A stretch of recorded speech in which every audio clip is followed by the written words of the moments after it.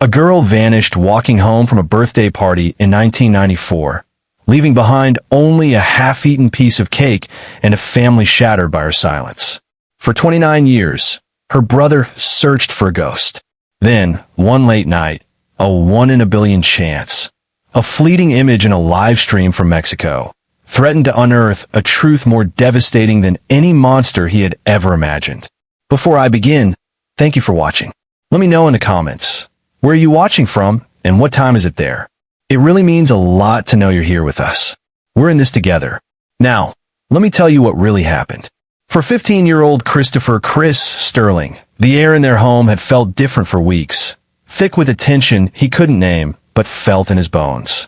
It was in the hushed, urgent phone calls his father would take in his study, the new, almost imperceptible tremor in his mother's hands as she set the dinner table, and the way his father, Gregory, a man once known for his community leadership and easy laugh, now seemed to carry a heavy, invisible weight on his broad shoulders.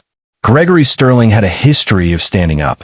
In his younger years, he had been a community organizer, a vocal advocate who had successfully campaigned against the illegal expansion of a powerful local business syndicate into their predominantly black neighborhood. He had won that fight, but it had made him enemies, the kind who didn't forget.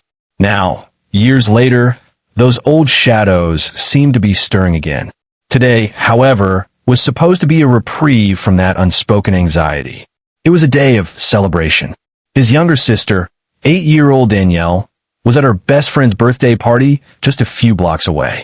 Danielle was the undisputed light of the Sterling family, a whirlwind of bright ribbons, scraped knees, and a smile that could disarm a thundercloud. Chris, with the typical self-absorption of a teenager, found her boundless energy both endearing and occasionally annoying, but a fierce, protective love for her was hardwired into his very being. As he sat trying to focus on his homework, he overheard his parents in the kitchen. Their voices were low, sharp whispers, not the easy banter he was used to. He couldn't make out the words, just the serrated edge of his mother Cynthia's fear and the low, strained murmur of his father's attempts to soothe her. Chris saw his father's hand clench on the countertop, the knuckles white. The argument, whatever it was about, ended abruptly when the phone rang. Gregory answered, his voice becoming clipped and formal before he hung up, his face a grim, unreadable mask. "I have to step out for a bit," was all he said before disappearing into his study. Later, the front door opened and Danielle burst in, a small hurricane of joy. She was clutching a half-eaten slice of birthday cake on a paper plate, a smear of pink frosting on her cheek, her eyes bright with the thrill of the party. "Chris, look, I won musical chairs," she announced, presenting the cake as if it were a trophy. Chris managed a smile. "Good job, Danny. Don't let Mom see you with that before dinner." She giggled, a pure, happy sound that for a moment seemed to chase the oppressive tension from the air. She set her cake down carefully on the kitchen counter, then announced she was walking back to her friend's house. "I forgot my party favor bag," she explained, already halfway out the door. "Wait, Danny," Cynthia called from the living room, her voice strained. "Stay here. Chris can go get it later." "No, it's okay, Mama. It's just down the street. I'll be right back, I promise." And with that, she was gone, the screen door slamming behind her. It was the last promise she would ever make them. The walk was short, the route as familiar to her as the lines on her own small hands. She never made it. The initial awareness that something was wrong was a slow, creeping dread. It began when Chris, sent by his mother 20 minutes later, walked to the friend's house and was told Danielle had already been there, picked up her favor bag, and left 10 minutes prior. He walked the route back home slowly, then more quickly, his heart starting a low, anxious thrum. An hour later, as dusk began to settle, that thrum had become a frantic, terrified pounding. The police were called. The neighborhood was searched, but Danielle Sterling had vanished as if in a thin air. There were no witnesses, no signs of a struggle, just an empty sidewalk where a little girl should have been. In the days that followed, the Sterling family's private nightmare became a public one, filtered through the detached, procedural lens of a police investigation that felt, to Chris, strangely inert. The detective assigned to the case questioned his father, Gregory, for hours. Chris, listening from his room, was struck by his father's demeanor. Gregory seemed distant, uncooperative. His answers were vague, his usual strength replaced by a kind of resigned, hollowed-out despair. He seemed defeated before the fight had even begun. Chris felt a surge of angry confusion. Why wasn't his father pounding his fist on the table, demanding action? Why did he seem so broken, so passive? The police, faced with what they perceived as an unhelpful family and a complete lack of evidence, quickly lost interest. The case of another missing black child from a working-class neighborhood did not command sustained headlines or extensive resources. Within weeks, it was effectively cold, the official investigation a quiet failure. The silence that settled over the Sterling household was profound. It was the silence of a missing child, of unspoken grief, of a family fracturing under an unbearable weight. And for Chris, it was the silence of his father's inexplicable, unforgivable surrender. The mystery wasn't just what had happened to Danielle, it was what had happened to his father. The disappearance of an 8-year-old girl should have been a fire alarm, a citywide crisis demanding every available resource. But for Danielle Sterling, the response felt more like a slow, bureaucratic tide of indifference that gradually eroded her family's hope, leaving them stranded on an island of grief. The official police investigation in 1994 was a masterclass in systemic failure, a quiet tragedy that unfolded in the sterile, fluorescent-lit rooms of the precinct and the hushed, heartbroken corridors of the Sterling home. The detectives assigned to the case were overworked, and in the racially charged atmosphere of the city, the disappearance of a black child from a working-class neighborhood simply did not spark the same level of institutional panic as it might have in a different part of town. The initial, crucial 48 hours were marked by a frustrating lack of urgency. The prevailing theory, floated with a weary cynicism, was that it was likely a domestic situation, a theory fueled by Gregory Sterling's strangely withdrawn and uncooperative demeanor. Chris, at 15, was old enough to understand the subtext. The way the detective's questions seemed to circle back to his father, to their family life, as if seeking a reason to place the blame within their own walls. "Is there anyone who might have a grudge against you, Mr. Sterling?" they'd asked repeatedly. "Anyone from your past, from your organizing days, maybe?" Gregory's answers were clipped, evasive. "No," he'd say, his eyes fixed on some distant point beyond the interview room walls. "No one." To Chris, listening to these conversations, it felt like a betrayal. His father, the man who had once stood up to powerful syndicates, was now a ghost, offering nothing. This perceived weakness created a fissure between father and son, a crack that would widen into a chasm over the coming years. Chris couldn't understand it. He saw his father's reticence not as a symptom of overwhelming grief, but as a failure of will, a surrender at the most critical moment. The police, receiving little from Gregory and with no other leads, conducted a perfunctory search. They canvassed the immediate neighborhood, but their questions were routine, their presence temporary. They didn't push hard, didn't dig deep. The possibility of a sophisticated abduction, one that left no witnesses, seemed beyond their scope or their interest. The case file grew thin, its pages filled with dead ends and the prevailing, dismissive theory that Danielle had likely fallen victim to a transient who had already left the state. The case was, for all intents and purposes, unofficially closed before the first month had passed. At home, the Sterling family began to disintegrate. Cynthia, Danielle's mother, retreated into a world of quiet, fragile hope, maintaining Danielle's room as a perfect, untouched shrine. She spoke of Danielle in the present tense, a defense mechanism that her husband and son found almost unbearable. Gregory, meanwhile, became even more silent and distant, a specter in his own home, his grief a heavy, unbreachable wall.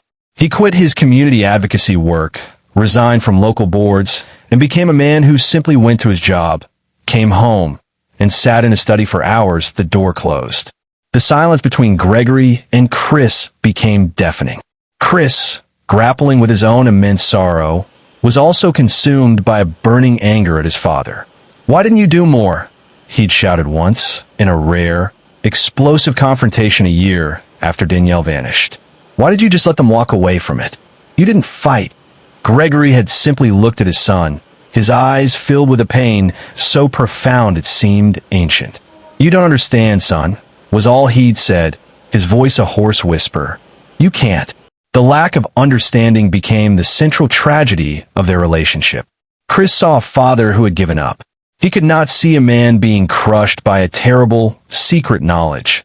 A man who had chosen to sacrifice his own reputation, his family's trust, and his own happiness to protect a secret he believed was more dangerous than the grief itself.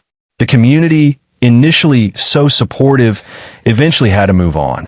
The flyers with Danielle's smiling face faded on the telephone poles, then were torn down or papered over.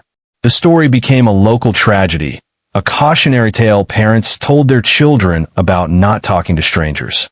The specifics, the unanswered questions, the family's enduring pain, all of it faded from public view. By the time Chris was graduating high school, the Sterling family was a family in name only, 3 people living in the same house, but occupying separate, silent islands of grief. The mystery of what happened to Danielle was no longer an active investigation. It was a permanent, unspoken feature of their lives, a ghost that sat at their dinner table, walked their hallways, and defined their futures. The failure of the system to find his sister had broken Chris's faith in justice. But his father's failure to fight had broken his heart. The years that followed were a long, slow grind, an unending expanse of time that did little to heal the wound, only to scar it over with a thick, numbing layer of resignation. For Chris Sterling, the disappearance of his sister Danielle in 1994 was not a past event. It was a constant, low-frequency hum beneath the surface of his entire adult life, a ghost that shaped his choices, his relationships, and his very perception of the world. He left Atlanta for college, a desperate attempt to outrun the oppressive silence of his fractured family home, but the ghost came with him. He studied data analysis, a field that appealed to his methodical nature, his need to find patterns in chaos, a skill he would later, unconsciously, apply to the greatest puzzle of his life. After graduation, he settled in a different city, building a life that was successful on the surface. A good job, a quiet apartment, a series of professional accomplishments.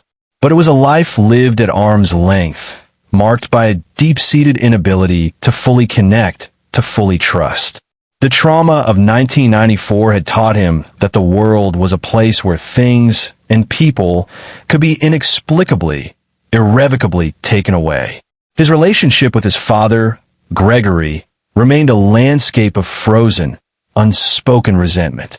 They spoke on holidays, their conversations stilted, polite, circling the vast, black hole of Danielle's absence without ever naming it. Chris, now a man in his 30s, then his 40s, still saw his father's actions during the initial investigation not as grief, but as a profound failure of will.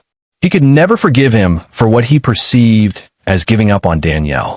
He didn't know his father's silence was a terrible, self-imposed penance, a shield Gregory believed was protecting them all. But Chris never gave up. His grief, over the years, channeled itself into a quiet, obsessive, and solitary quest.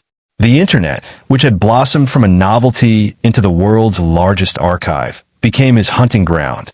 He spent thousands of late nights after work, the glow of his monitor illuminating his tired face, engaged in a ritual that no one else knew about. He created a small, anonymous social media page, still searching for Danielle Sterling, a digital memorial he updated with her photo, the case details, and pleas for information that were mostly met with silence. His real work, however, was far more intense. He became an expert in his own family's tragedy. He knew every detail of the case file. But his most consuming project was trying to predict what Danielle would have become. He wasn't looking for an 8-year-old girl anymore. He was looking for a woman in her late 30s. He worked with online forensic artists, providing them with photos of himself, his mother, his father, and every picture he had of Danielle. They created dozens of age progression portraits, digital ghosts showing how Danielle might have looked at 20, at 30, at 37. He fed these images into open-source facial recognition programs, setting up alerts to scan public photo archives, news articles, and social media for any potential matches. It was a statistical impossibility, a search for a single, unknown face in a digital ocean of billions. He knew it was a desperate, irrational pursuit, but it was the only thing he could do. It was his way of keeping the search alive, his private rebellion against the silence. He scanned endless hours of online content, tourist videos, news reports from around the world, crowd shots from concerts and festivals. Anything. He was looking for a ghost in the global machine. In 2023, his parents, Gregory and Cynthia, were in their late 60s, still living separately, their lives defined by a shared but untalked about sorrow. Chris, at 44, was a quiet man who his colleagues knew as reliable and intensely private. None of them knew about the cold case that consumed his nights. His search had yielded nothing for years. Thousands of false positives from the facial recognition software. Thousands of faces that, for a fleeting, heart-stopping moment, looked like they could be her, only to be dismissed on closer inspection. The hope was a flickering ember, barely alive, sustained only by the stubborn fuel of a brother's love. He had accepted, on most days, that he would likely go to his grave with the mystery unsolved, the silence unbroken. He just couldn't bring himself to stop looking. The nightly ritual was all he had left of his sister. It was his promise, made across a chasm of 29 years, that he was still there, still searching for her. The night Chris Sterling found his sister was like any other in his quiet, methodical existence. It was a Tuesday in late November, the city outside his apartment window shrouded in a cold, drizzling rain. He had finished a late dinner, the silence of his home punctuated only by the hum of the refrigerator and the soft click of his mouse. This was his time. The hours between 10 p.m. and 2 a.m. were reserved for the hunt, for the obsessive, often fruitless, digital pilgrimage that had become the central ritual of his life. His setup was practiced, efficient. On one monitor, he had his database of age-progressed images of Danielle, showing what she might look like at 37.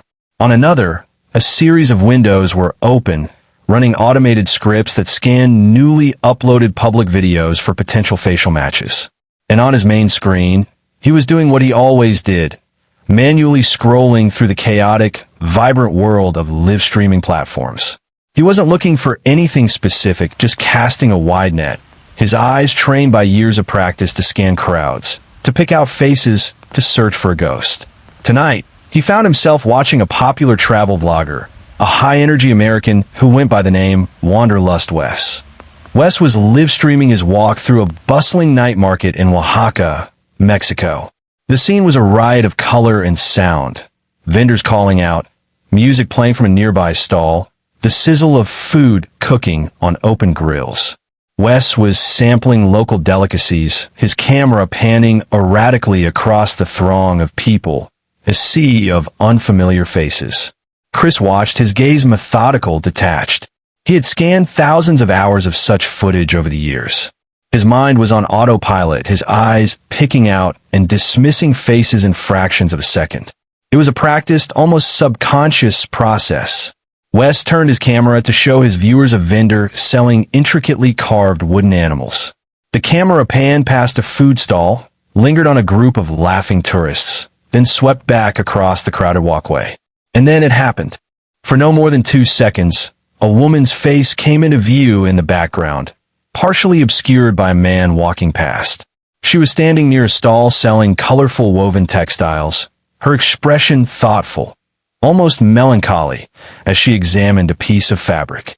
She looked to be in her late 30s, her face carrying the lines of a life lived, her dark hair pulled back simply. Chris's hand froze on the mouse. It wasn't a conscious thought. It was a jolt, a primal, instantaneous recognition that bypassed his brain and went straight to his soul. It was the shape of her eyes. It was the specific way her brow furrowed slightly in concentration. It was something in the set of her mouth. It was a face that resonated with the dozens of age-progressed portraits stored on his other monitor. But it was more than that. It was a familiar ghost, made suddenly, impossibly real. His heart began to hammer against his ribs. He immediately rewound the live stream, his hand trembling so hard he almost dropped the mouse. He found the spot, paused. The image was blurry, captured in the chaotic lighting of the market. He took a screenshot, then another. He frantically opened his photo editing software, a tool he used for his graphic design day job, and now for his secret, nocturnal obsession. He imported the screenshot, his breath held tight in his chest. He enlarged the image, the pixels distorting, but the face holding its impossible familiarity. He ran a quick comparison against his best age progression portrait of Danielle. The software lit up with a 70% probability match, higher than he had ever gotten before, but still not definitive. It was enough to make his blood run cold, but it wasn't proof. He needed more. He stared at the blurry image of the woman's face, his own face just inches from the screen, his mind racing through every memory he had of his 8-year-old sister. And then he saw it. A tiny, almost invisible detail he hadn't noticed at first glance. A detail no software could ever recognize. Just above her left eyebrow, a tiny, faint white line, slightly disrupting the curve of her brow. A scar. A scar she had gotten at 6 years old, when she'd fallen off her bike on the sidewalk in front of their house. A small, permanent reminder of a childhood mishap he had teased her about for years. He had seen that scar 1,000 times. He knew its precise location, its faint, silvery texture. The air left his lungs in a ragged gasp. The 1 in a billion chance. The digital ghost. It was her. It was Danielle. After 29 years of suffocating silence, of cold trails and faded hopes, his sister's face had just appeared on his screen, a fleeting phantom in the background of a stranger's travel video from a different country. He stared at the image, a portrait of a woman who was both a complete stranger and the most familiar person in the world. He felt a dizzying mix of emotions, triumphant joy, profound shock, and a new, terrifying wave of questions. She was alive. But who was she now? Why was she in Mexico? And what had happened in the 29 years between that birthday party in 1994 and this impossible moment in a bustling Oaxacan market? The search was over, but the mystery had just begun. The 24 hours after Chris Sterling saw his sister's face were a maelstrom of frantic, obsessive activity. He barely slept, his mind a whirlwind of disbelief and adrenaline. He isolated the 2-second clip from the live stream, enhanced the screenshot of Danielle's face as best he could, and meticulously compiled the dossier. The original 1994 missing person report, a timeline of the failed investigation, and the new, impossible evidence from the Oaxacan market. He felt a profound, terrifying clarity. After 29 years of chasing ghosts, he finally had something real, something tangible. His first official step was to contact the Atlanta Police Department's cold case unit. He was prepared for skepticism, for dismissal. But the detective who took his case, a sharp, modern investigator named Nina Navarro, listened with a growing sense of intrigue. The era of digital ghosts was one she understood. While she cautioned him about the immense difficulty of verifying the image and the jurisdictional nightmare of an investigation crossing into Mexico, she took his claims seriously, promising to begin the process of contacting the travel vlogger and working with federal and international authorities. But Chris knew the official channels would be slow, methodical, perhaps ultimately fruitless. He needed an answer now. There was only one person who might hold a key to the mystery. One person whose strange, defeated silence in 1994 had haunted Chris his entire life. His father, Gregory Sterling, now in his late 60s, lived a quiet, solitary life in a small town 2 hours south of Atlanta. His health was failing, a quiet decline that Chris had always privately attributed to the weight of a grief he refused to speak of. Their relationship remained a landscape of scar tissue, built around the vast, unspoken crater of Danielle's disappearance. Chris drove there that afternoon, the enhanced screenshot of Danielle's face on his phone feeling like a charged, dangerous object. He found his father sitting on the porch, a frail, stooped version of the strong man Chris remembered from his childhood. Gregory looked up as Chris approached, his eyes holding their familiar, weary sadness. "Christopher," he said, his voice a soft rasp. "What brings you all this way?" Chris didn't waste time with pleasantries. The wound was too old, too deep. He simply held out his phone. "I found her," he said, his voice tight. "Last night. I found her." Gregory squinted at the screen. He saw the image of the woman in the market, her face older, marked by time, but still carrying the unmistakable echo of his lost daughter.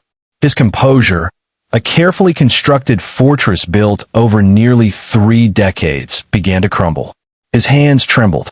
A low, ragged sound, a sound of profound, ancient pain, escaped his lips. "Where?" he whispered, his eyes not leaving the screen. "Mexico." In the background of some kid's internet video, Chris said, a hard edge of his old anger creeping into his voice. "She's alive, Dad. All this time, she's been alive. Now you're going to tell me why. Why you just gave up. Why you let them get away with it. Who took her?" Gregory looked up from the phone, his eyes swimming with tears. The dam of his long-held secret, under the sudden, immense pressure of this impossible revelation, finally broke. "No one took her, son," he choked out, the words of surrender. "Not like you think. I sent her away." Chris stared at him, the words not computing. What are you talking about?" And so, the story poured out of Gregory, a devastating confession that shattered the very foundation of Chris's life. He spoke of 1994, of the threats from the corrupt business syndicate he had once fought. The threats had escalated, becoming specific, credible. They weren't just about his business interests anymore. They were about his family. They had made it clear, if he didn't silence his renewed, quiet inquiries into their dealings, they would silence him by taking what he loved most. They were coming for Danielle. "The police," Gregory said, his voice breaking with the memory of his own powerlessness. "Son, you have to understand what it was like. They were a corrupt system. They wouldn't have protected a black family against men that powerful. They would have called it a community dispute and looked the other way. We would have been statistics. Danielle would have been just another missing black girl, her file closed in a month. I knew it. I couldn't let that happen. Driven by a desperate, terrifying certainty that the system designed to protect them would fail, Gregory had made an impossible choice. He reached out to an old contact from his civil rights activism days, a contact who was part of a modern-day underground railroad network that helped people escape impossible situations. "We faked it," Gregory whispered, his face etched with a pain Chris was only now beginning to understand. "The abduction. It was all staged. I had her picked up by network members a block from her friend's house. I made sure there were no witnesses. I had them take her out of the state that night." He looked at Chris, his eyes pleading for comprehension. "She was smuggled to Mexico, to a good, loving family who had lost their own child. They raised her as their own. As Elena. I gave her up, son. I gave her up to keep her alive." The story was so monstrous, so unbelievable, that Chris could barely process it. His mother? "She never knew," Gregory said. "I couldn't put that burden on her. I told her I believed Danielle had been taken, and I let her believe I was a weak, broken man who couldn't fight for his own daughter. Her anger at me, her disappointment, it was part of the shield. It made our family's collapse look real. It protected us both from the syndicate's questions." Chris sank into the chair opposite his father, the world tilting on its axis. 29 years of anger, of resentment, of seeing his father as a coward who had surrendered. It had all been a lie. A terrible, heroic, self-sacrificing lie.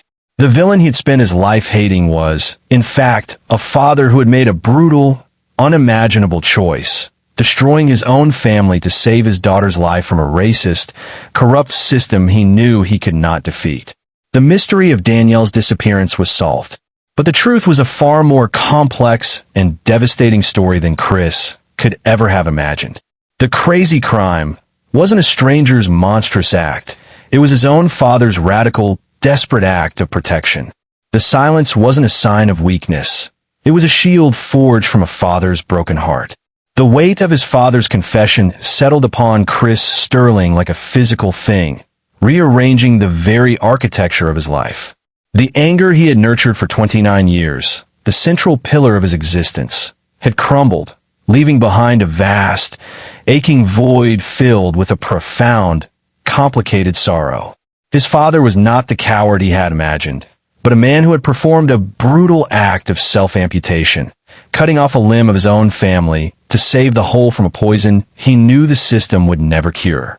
The official investigation, led by a now deeply invested detective Nina Navarro, shifted dramatically. What had begun as a one-in-a-billion cold case lead had transformed into a delicate, international human story. With Gregory Sterling's reluctant, pained cooperation, providing the names and contacts of the underground network he had used in 1994, Detective Navarro began the slow, careful process of working with international liaisons and Mexican authorities. It wasn't about finding a kidnapper anymore. It was about verifying a father's incredible story and locating a woman who had no idea she was the subject of a nearly 30-year-old mystery. It took weeks, but they found her. Elena Ramirez, a respected 37-year-old artist and mother of two, living in a vibrant, sun-drenched neighborhood in Oaxaca. She was, as Gregory had been told all those years ago, safe, loved, and alive. Her adoptive Mexican parents had been wonderful to her, raising her as their own after the tragic loss of their own young daughter.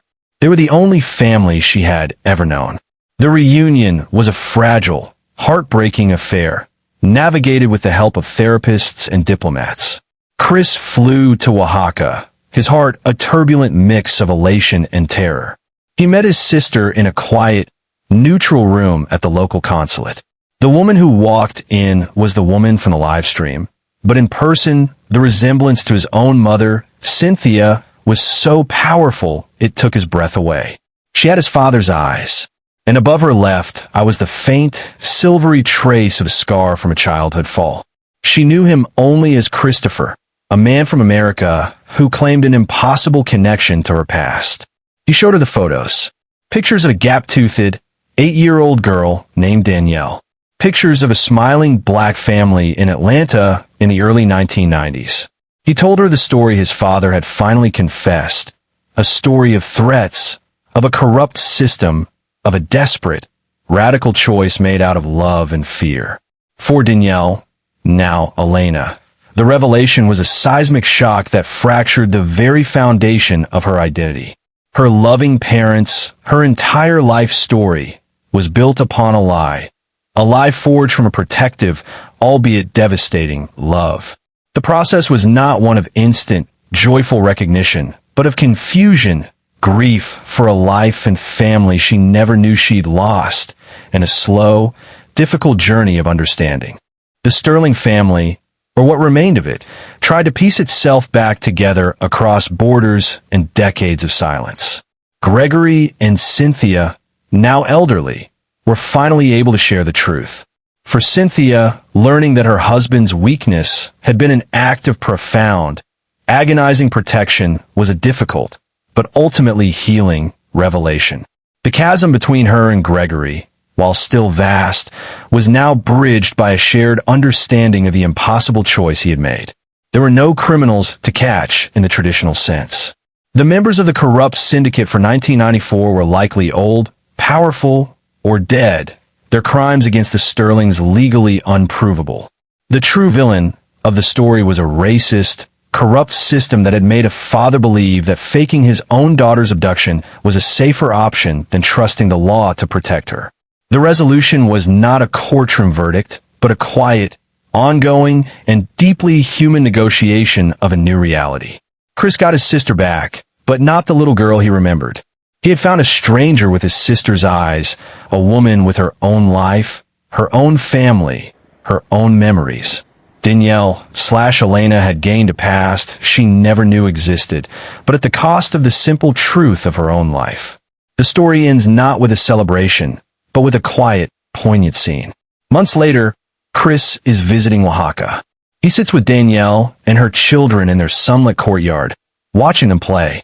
They are still navigating the awkward terrain of their new relationship, a brother and sister separated by a lifetime of secrets. He sees a flash of the little girl he lost in his sister's smile, and in the faces of her children.